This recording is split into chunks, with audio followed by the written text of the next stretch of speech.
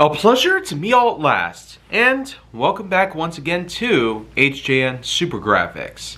So, for this instance, what I would like to do is talk a bit about a certain trilogy, although this in particular actually could have been regarded as a quadrilogy, but unfortunately not much has been brought about of a certain fourth game relating to a series known as Nickelodeon Kart Racers.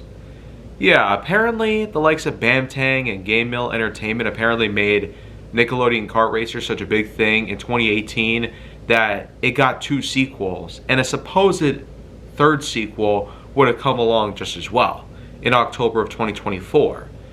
But I would say it probably was better left alone rather than them continuing to go forward and possibly milk it dry.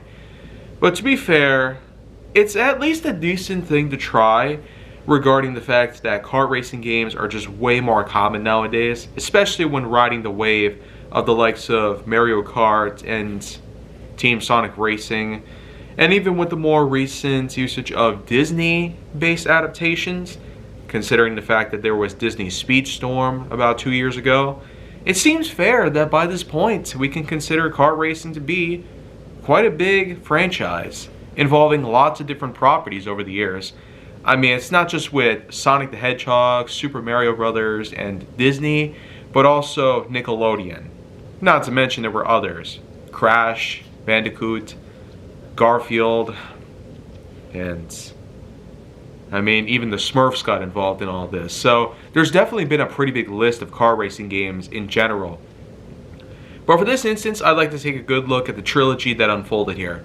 As stated before, the first Nickelodeon Kart Racers game came out in 2018 with 2 sequels, Nickelodeon Kart Racers 2 and Nickelodeon Kart Racers 3, each of which were released 2 years afterwards. Grand Prix came out in 2020 and Slime Speedway came out in 2022. And with the fourth game supposedly having its release status in 2024, it seems like not much has come around based on its overall existence. So it does seem that they didn't really intend on creating a fourth game for it, which was probably for the best. In terms of what the first game alone could offer though, we might as well get down to the characters that were involved in here.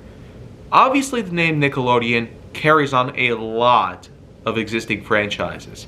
You had SpongeBob, you had Rugrats, you had Ninja Turtles, you had Power Rangers, you had Cat Dog, you had Wild Thornberrys, you had Danny Phantom, JoJo Siwa in Dreamland, and then of course a multitude of other series. But in terms of how many characters are in the game so far, I could basically just name them right off the top of my head even. Starting with the most popular and well-known ones, we have SpongeBob, Angelica, Michelangelo, Patrick, Donatello, Leonardo, CatDog, Clyde McBride, Helga Pataki, Heifer Wolf, Raphael, Reptar, Sandy, Tommy, Danny Phantom, Dirty Bubble, Gary the Snail, Gerald Johansson, Jojo Siwa, Mermaid Man, Barnacle Boy, Pearl Crabs, Squidward, the Flying Dutchman, and a good amount of others. So, just for the first game alone, Game Mill at least made sure to have a good variety in terms of character selection, so that way you could get to experience what they were like in this game. Unfortunately though, I wouldn't say that in terms of how complex they are based on their stats, not much differentiation between the two. It's a lot of the basic stuff, like acceleration, power, handling, braking, etc. It's a lot of the basic stuff that we might recognize from other kart racing games, but it does work in its own way. As for the tracks themselves, a good majority of which are actually set upon real locations that were put in to these different franchises. Like in the case of SpongeBob, you had certain locations that were well known over the years in Bikini Bottom and other such places that SpongeBob himself has visited. You had some locations based off of the Rugrats. You had some things based off of other properties. Even Dreamland, JoJo Siwa's place, I guess you could call it, is featured in this game. In fact, the whole trilogy happens to have Dreamland as a recurring speedway. And I'd say they did a pretty decent job in terms of giving us the overall variety and overall attention to detail for a kart racing game that probably would have been seen as average. But I'd say for the first title alone, Nickelodeon Kart Racers actually did favor us fans of the franchises that we've come to know about and love so well. It figured that in 2020 they would come out with a second game, Grand Prix. Now, unlike with the first game here, we technically have more refined controls as well as better graphics, which is to be expected because there's a lot higher production value in the sequels in comparison to what we've seen. In terms of the character selection, a lot of it's the same with SpongeBob, Patrick, Squidward, Angelica, Tommy, Gerald, and CatDog and whatnot, all involved in there. But there's also the showcases of other characters as well. Rocco Rama, Cora, Ren Huick, Lucy Loud, and a good amount of others here. So they technically were able to upgrade the character selection in comparison. Grand Prix, of course, does have its own extras, which in comparison to what the first one had, it was true that the trilogy itself did have some challenges as well as some unlockables that you can participate in, and which that, depending on which Grand Prix race selection that you make in each game, they can allow for you to unlock certain things within the games themselves. In the case of Grand Prix though, the unlockability factor happens to be upgraded by several notches here, because we do have ourselves some unique challenges put into it, and sometimes the challenges can allow us to unlock newer racers, as well as some newer equipment. Because with the first game we mostly had a lot of the character selections as well as track selections, basic stuff, but Grand Prix gave us a bit more complexity to it. Again, it was nice that the success of the first game allowed for them to have a much bigger budget, and therefore much more things for us to play around with. With Grand Prix, we could actually customize our rides in any way that we like. And it also occasionally does offer some upgrades in order for our stats to be boosted in different ways. And the stats themselves aren't just a lot of the basic stuff anymore. The Grand Prix, in comparison to the first game, has a lot more complexity into it. It does get us a bit closer to, let's say, how Disney Speedstorm's complexity is like. And it's fair to say, they definitely did a better job with Grand Prix here. For 2020, it's pretty much to be expected. Games seem to be so much more than what they used to.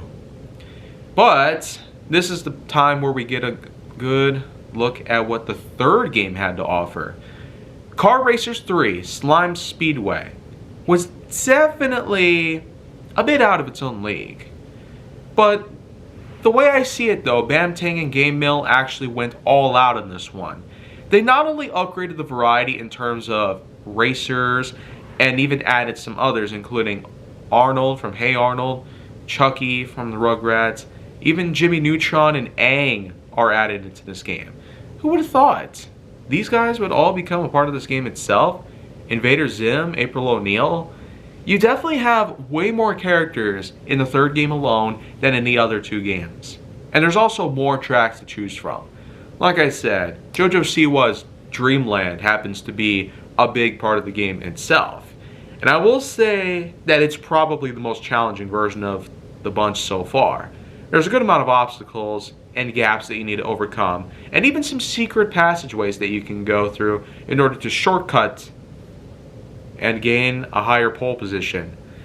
With the other two games though, it was a lot of the more basic stuff, somewhat predictable and whatnot, but now that we have shortcuts, that really does help turn the tide of things if it gets a little too challenging.